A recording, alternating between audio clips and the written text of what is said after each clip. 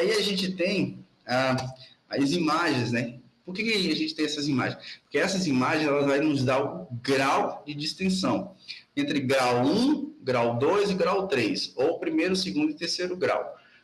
Quando acontece isso aqui, esse tipo de distensão, na verdade, ele foi um alongamento com micro fissuras, né? Micro rompimentos. Essa distensão acontece muito no treinamento de força. Ou seja, não houve nenhum tipo de rompimento total das fibras ou 50% da fibra, mas essa distensão ela acontece porque aqui já é um processo inflamatório. Ou seja, os resultados hipertróficos surgem também de um processo de distensão. Olha que doido. Então, eu levo aí a pequenos rompimentos das minhas fibras, que é uma... Sabe aquela dor tardia que você treinou, cara? Um dia, quando é 2 dias depois ela tá pior? Então, é uma microdistensão. Porém, é uma microdistensão positiva, porque ali você criou micros rompimentos dessas fibras, que elas vão se reconstruir em aproximadamente 4 a 5 dias, e elas vão voltar muito mais forte.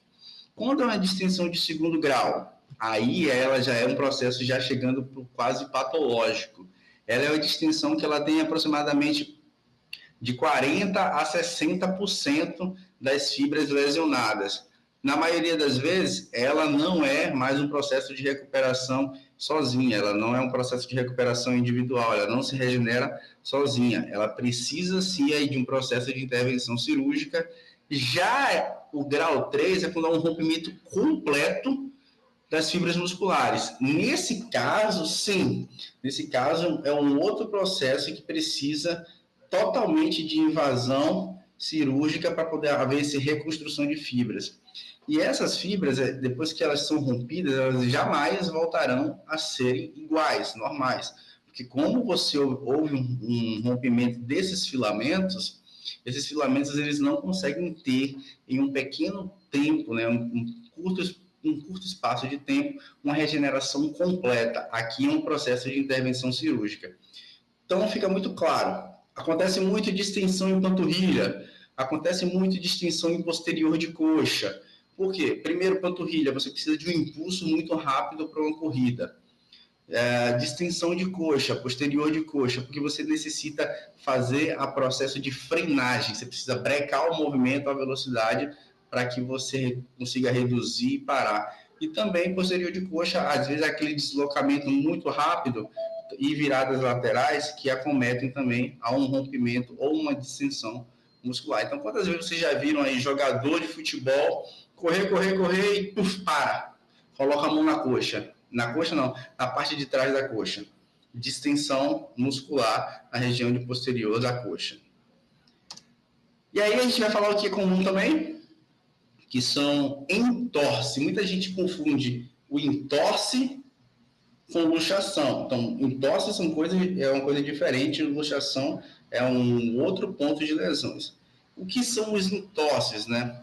Os entorses são lesões articulares mais comuns na população ativa e acontece muito com o profissional de segurança pública, o policial, e também aquelas estão relacionadas ao esporte. Entorse no esporte, ela acaba sendo mais difícil em alguns esportes, porém em outros muito mais fáceis. Quer ver entorses como acontece muito fácil? Entorses acontecem muito, principalmente entorse de tornozelo, com atletas da ginástica, atletas de basquete e atletas de voleibol. Não, futebol acontece? Acontece, mas porém é menor. E esses entorses de relação do tornozelo, por exemplo, eles são mais acometidos com saltos. Então, atividades de saltos, ou então pisos irregulares, ou pisos que buscam a velocidade do indivíduo ali, né, do nosso atleta. Então, por isso que esses entorses, eles tendem a ter justamente aí, serem acometidos por esse tipo de atleta. E um outro ponto importante é que o entorse também, ele como está envolvido com articulações e ligamentos, eles também podem sofrer uma ruptura total dos tendões, que é muito mais complexo. Então, o tendão aí, quantas vezes as pessoas não já viram um rompimento de tendão de Aquiles? Ou seja, a gente está falando de um dos tendões mais fortes que temos, e aí um rompimento desse tipo de tendão devido justamente ao entorse. Outros nervos também que são ligados aí à região do tornozelo, eles tendem a ser muito comum de acontecer algum tipo de virada brusca em relação a isso. Professor, Pode falar, meu amigo. a falta do alongamento, tá? Antes de eu começar a fazer o exercício e depois no final que eu termino a minha série, ele também pode vir a causar lesões ou não? Cara, a falta do alongamento, então, a falta do alongamento em si, não. A falta do alongamento em si, não. Não vai provocar algum tipo de lesão. Então, a gente tem que tirar um pouco dessa concepção. Eu preciso alongar, né, para poder fazer o exercício. Na verdade, o alongamento, ele vai servir como um trabalho de aquecimento daquela musculatura. Ele vai semi-preparar aquela musculatura, levando sangue para aquela região, para que o músculo ele já esteja com a demanda de sangue suficiente para você executar o movimento. Mas necessariamente, o alongamento ele não vai provocar, não vai ser eficiente em algum tipo de prevenção de lesões. Isso já está claro na literatura que o alongamento não previne a lesão. Mas duas coisas que ajudam a prevenir a lesão, mas porém tem que saber qual é o momento de aplicação e qual é a real necessidade para alguns músculos. Exemplo, o trabalho de mobilidade. Eu não sou cara adepto da mobilidade, sou bem sincero a vocês. Aquele momento que você fica lá, mexendo para um lado, mexendo para o outro, não é a questão de alongamento, mas a questão de deixar a articulação mais móvel.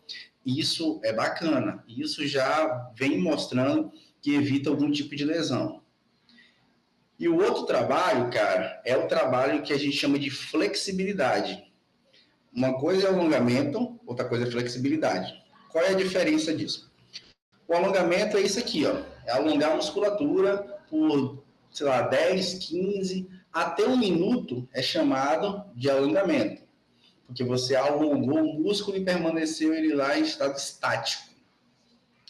E o que é flexibilidade? Flexibilidade é a capacidade de você elevar ao máximo esse alongamento muscular, ultrapassando a parte fisiológica. Então, um exemplo. Eu vou tentar fazer aqui para ficar claro.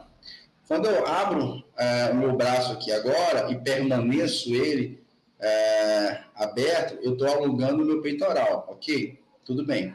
E aí eu posso ficar aqui, ó, 10 segundos, 20 segundos, 30, até 1 minuto, alonguei a musculatura, ponto.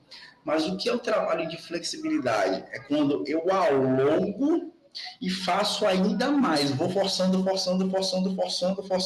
e sustento aí por um pouco mais de 1 minuto e meio até 12 minutos. Isso é um trabalho de flexibilidade, é o que vai te deixar flexível para a questão do movimento. E alguns trabalhos vêm mostrando que a flexibilidade, sim, ela ajuda a prevenir.